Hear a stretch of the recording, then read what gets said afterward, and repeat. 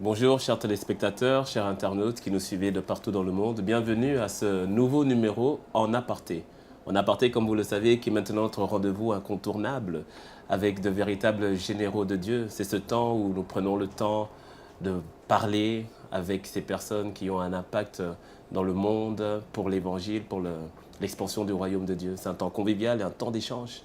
Et aujourd'hui, nous recevons une personne que nous n'avons pas à représenter à Impact Centre Chrétien. C'est un véritable père, un véritable mentor qui est un homme de vision, un homme d'excellence. Le pasteur Matthew Ashimolowo est le pasteur principal de l'église KICC à Londres, et ce depuis 30 années. Église qui aujourd'hui est considérée comme la plus grande église de l'Europe occidentale, avec plus de 12 000 membres. Le pasteur Matthew Ashimolowo est aussi auteur de plus de 90 ouvrages, dont le fameux best-seller « What's Wrong with Being Black ?» Qu'y a-t-il de mal à être noir? Et aujourd'hui, nous avons le plaisir de recevoir le pasteur Matthew Ashimolowo.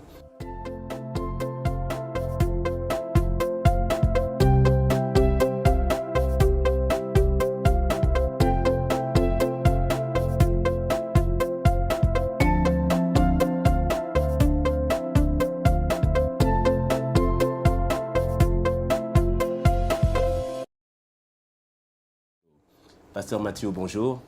Hi, thank you. Merci de nous faire l'honneur de venir sur ce plateau d'Aparté. Nous savons que vous avez un temps chargé, nous vous remercions pour cela. Thank you very much. Pasteur, pour aller là dans le vif du sujet, vous êtes pasteur de KICC. KICC est né en 1992. Yes. Et vous avez commencé l'aventure dans une école de garçons avec seulement 11 membres. Et aujourd'hui, KICC, nous sommes à plus de 12 000 membres. Quel est le secret? Quel a été le secret d'une telle percée? Well, even though the church started in 92, Bien que l'Église ait débuté en 1992, mon ministère a débuté en 1974. C'était il y a plus de 42 ans.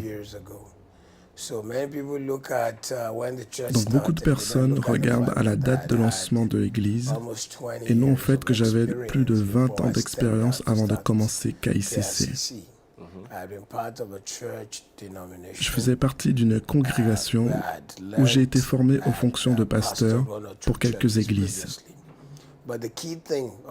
La véritable clé fut notre désir de voir Dieu briser les barrières dans le Royaume-Uni et voir des choses extraordinaires s'opérer. L'autre clé pour la croissance est d'avoir les bonnes personnes, d'avoir la bonne vision, d'être focalisé et de comprendre que c'est Dieu qui bénit son œuvre. Lorsque Dieu soutient son œuvre, elle ne peut que croître. Mais nous devons faire notre part, avoir une bonne vision, car sans vision, le peuple périt. La bonne vision, les bonnes personnes, la bonne attitude, les bonnes actions, et l'œuvre grandira. Wow. En tant que Nigérian et venant en Angleterre, certainement qu'il y a eu à avoir des combats et des obstacles. Oui, bien sûr, il y a eu des obstacles. Tout d'abord, il y a eu le conflit culturel, la mauvaise perception que les personnes qui viennent d'Afrique ne sont pas capables. Mais encore une fois, je viens d'un pays, le Nigeria, où on nous enseigne que rien n'est impossible et que l'on peut devenir ce que l'on souhaite être. Je n'ai pas grandi dans la discrimination, donc lorsqu'on me discriminait, je ne le voyais pas. Je suis un peu comme le bourdon. Selon la loi de l'aéronautique, le bourdon ne peut voler à cause de la forme de ses ailes. Mais ce dernier ne connaît pas cette loi, du coup, il vole. Je ne connaissais pas les préjugés, donc cela ne m'a pas arrêté. Deuxième chose, pour avoir un ministère efficace au Royaume-Uni, j'ai pris le temps de m'inscrire à la fac pour des cours de sociologie, pour mieux connaître la Grande-Bretagne et son peuple.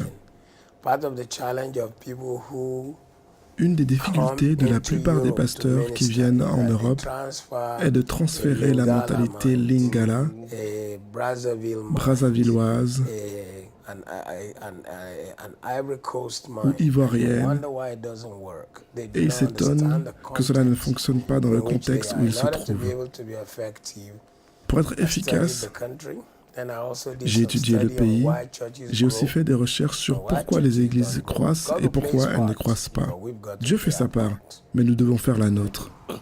Pasteur Mathieu, vous, KICC est un peu comme la maman de ICC. D'ailleurs, on voit KICC et ICC dans le même nom. Et tout a démarré lorsque les pasteurs Yvan et pasteur Yves sont venus vous voir à Londres pour semer dans votre vie. Et il y a eu un départ à partir de là. Comment est-ce que vous qualifiez votre relation avec le pasteur Yvan et pasteur Yves, avec les frères Castaneau? Il y a à peu près 14 à 15 ans, une personne m'a dit que les frères jumeaux souhaitaient me rencontrer. Je les ai vus et ils m'ont appris qu'une de leurs connaissances qui avait déménagé sur Londres venait à KICC et disait beaucoup de bien de l'Église et de moi. Donc par la suite, nous nous sommes rencontrés et ils m'ont dit qu'ils souhaitaient apprendre et croître au travers de moi. J'ai accepté. J'ai juste ressenti que cette connexion était de Dieu. Donc j'ai donc entamé une relation de mentorat avec eux. Je les ai visités dans les débuts, dans les petits commencements. Il y avait à peu près une centaine de personnes dans l'église.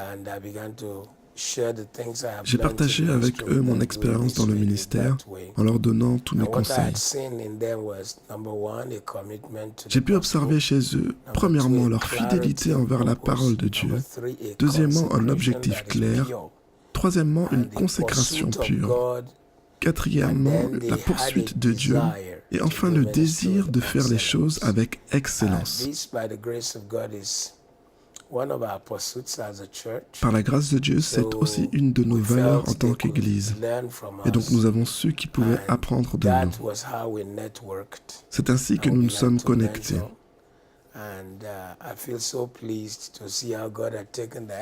Je suis vraiment ravi de voir là où Dieu les emmène. Chaque fois qu'ils atteignent un palier de croissance ou lorsqu'ils font face à une difficulté, j'aime leur dire qu'il y a toujours un autre niveau. Merci Seigneur pour le chemin parcouru. Voilà, la connexion s'est faite il y a à peu près 15 ans. Il n'y avait alors qu'une centaine de membres dans l'Église. Et Dieu les a amenés plus loin que l'on aurait pu imaginer. Je suis content. Est-ce qu'aujourd'hui vous êtes fiers de voir la manière dont l'Église est en train de grandir? Assurément. Parce que beaucoup de jeunes hommes et jeunes femmes ont manifesté ce désir de mentorat, mais ils n'ont pas été jusqu'au bout. D'autres ont pu expérimenter un peu de succès et cela leur est monté à la tête. Ça a fini par les détruire. Quand on voit pasteur Yvan et pasteur Yves, on peut dire qu'ils iront loin. Leur vision est très claire. On peut également dire qu'ils sont attachés au cœur de Dieu, à la volonté de Dieu. Donc je suis vraiment très content et très fier d'eux. À chaque fois que je regarde ICC, je ne peux m'empêcher de les comparer à un quart de voyage qui est totalement différent d'un taxi. Le trajet d'un taxi est court, tandis qu'un car peut voyager de la France à la Pologne en passant par la Suisse. Il ressemble à des personnes qui transportent beaucoup de bagages et qui doivent faire un long voyage. Magnifique image. Pasteur Mathieu, KICC a fait l'acquisition d'un nouveau temple récemment, le complexe Prayer City. Et en cette saison où ICC aussi est en train d'aller dans l'expansion pour acquérir, pour la construction, pour acquérir son nouveau complexe, quels seraient les conseils pour être passé par là? Quels seraient les conseils pratiques que vous pourriez donner? Très souvent, le pasteur Yvan dit en plaisantant que ce que nous vivons à Londres, eux le vivent ici à Paris. En effet, c'est un transfert de grâce, d'onction et de bénédiction.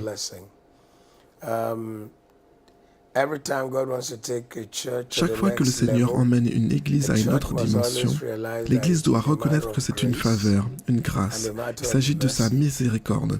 Ce n'est en aucun cas notre capacité. Dans notre cas, le terrain que nous avions, qui faisait 9 hectares, a été réquisitionné par le gouvernement britannique pour y installer les Jeux olympiques 2012. Ils ont donc acheté notre terrain. Et Dieu nous a donné Prayer City, qui fait 24 hectares avec 12 immeubles. C'est beaucoup plus grand que ce que nous avions avant. Les 6 ans d'attente dans le désert n'étaient pas faciles. De la même manière, pour le prochain lot que Dieu donne à ICC, les membres d'ICC doivent garder en tête que la raison pour laquelle je travaille est certes pour prendre soin de ma famille, mais premièrement de sponsoriser l'Évangile. Les croyants doivent cesser d'avoir cette mentalité religieuse qui consiste à se demander « Est-ce que je donne? Est-ce que je ne donne pas ?» Dieu te donne de prospérer pour aider le royaume. Qu'on le veuille ou non, Bill Gates ne donnera pas son argent pour sponsoriser l'Évangile. Il s'en servira plutôt pour tuer les moustiques en Afrique. C'est donc aux croyants qui travaillent de nuit, à l'infirmière, au docteur. C'est leur argent qui bâtira le royaume de Dieu, qui gagnera des âmes à Christ. D'après tous les indices que nous pouvons déceler dans le ministère d'ICC, il est évident que la main de Dieu est sur ce ministère et que celui-ci ira très loin. Si donc tu es membre de ICC, tu dois soutenir la vision avec ton argent. Il est temps de comprendre que le Seigneur souhaite transférer la richesse aux croyants. Ésaïe 45, versets 1 à 3. Afin de soutenir le royaume des cieux, nous devons soutenir la vision. Et justement, pasteur, pour terminer, par rapport à ce que vous venez de dire sur l'implication des membres et de pouvoir semer dans l'œuvre de Dieu, vous-même, vous avez une histoire très particulière, car vous le dites souvent dans vos témoignages que vous venez d'une famille très pauvre et que le Seigneur vous a emmené, vous a fait grâce aujourd'hui à sortir de cycle de pauvreté. Quel conseil vous pourriez donner à quelqu'un qui voudrait passer d'une étape, on va dire, de pauvreté à pouvoir comprendre les bénédictions, les grâces du Seigneur? La première chose à réaliser, c'est que lorsque tu donnes ta vie à Christ, tu as une relation avec Dieu, une alliance avec Dieu. Quand tu as une alliance avec une personne, tout dépend des termes de cette alliance. L'alliance que nous avons avec Dieu est une alliance de bénédiction. Quand un homme se tient devant l'autel et dit à son épouse « Avec tous mes biens terrestres, je te dote », de la même manière, quand Christ est mort pour nous, nous sommes rentrés dans l'alliance qui nous donne accès à tout ce que Dieu possède. Donc si Dieu est le propriétaire de toutes choses et qu'il est notre Père, donc tout ce qui est à lui est également à nous. La raison pour laquelle le croyant ne prospère pas, c'est qu'il ne sait pas obéir aux lois de la richesse et de la bénédiction. Premièrement, savoir qui nous sommes en Christ. Deuxièmement, réaliser que l'alliance que nous avons avec Dieu est une alliance de bénédiction. Troisièmement, savoir que Dieu veut nous bénir. 3 Jean, verset 2. Comprendre que nous devons avoir une plateforme où Dieu peut déverser la bénédiction. Deutéronome 28, 5 à 12 parle de 3 plateformes, l'œuvre des mains, les corbeilles, le grenier. Cependant, beaucoup de croyants s'arrêtent à l'œuvre des mains, qui est le salaire. Vous devez avoir une corbeille qui représente une petite, une moyenne entreprise, un petit business. Dieu vous emmènera ensuite au niveau supérieur qui est d'avoir un grenier. Le grenier, c'est quand votre entreprise emploie 30, 50, 100 personnes ou plus. Le défi du corps de Christ, en particulier pour nous qui sommes de couleur, c'est que nous sommes beaucoup dans la religion, mais dans la relation avec Dieu. Nous sommes religieux dans notre approche avec Christ. Nous ne le voyons pas comme notre Père qui est immensément riche et qui souhaite nous bénir. Nous devons comprendre que Dieu souhaite nous bénir. Deutéronome 8, verset 18. Dieu veut vous faire croître. 3 Jean, verset 2. Ésaïe 1, verset 9. Job 36, verset 11. 2 Corinthiens 8, verset 9. 2 Corinthiens 9, verset 8. Agé, chapitre 2, 7 à 8. Sont beaucoup de passages qui démontrent que Dieu veut nous bénir. En synthèse, pour aller là où Dieu veut vous amener, sachez qui vous êtes en Christ. Sachez que vous avez une alliance avec Christ. Commencez une entreprise. Semez. Donnez. Honorez la dîme. Soyez prêts. Soyez des receveurs. Le souci, c'est que beaucoup disent « Je veux juste donner sans rien attendre en retour ». Soyez prêts à recevoir. Pastor, thank you very much. Pasteur Matthew, merci beaucoup pour votre temps et merci beaucoup pour avoir répondu à toutes ces questions avec autant de simplicité et de sincérité. Chers téléspectateurs, j'espère que vous avez été édifiés et que vous avez été bénis par l'intervention du pasteur Matthew Ashimolowo. Sachez que plusieurs ouvrages sont disponibles. Les ouvrages du pasteur Matthew sont disponibles à la librairie ou disponibles sur le site Métanoïa et Vie. Donc vous pouvez faire vos commandes. Nous vous encourageons à vous procurer tous les ouvrages qui sont disponibles. Et en ce qui nous concerne, nous voulons vous dire à très très vite pour notre prochain numéro en aparté. Que le Seigneur vous bénisse et d'ici là, manifestez la gloire de Dieu.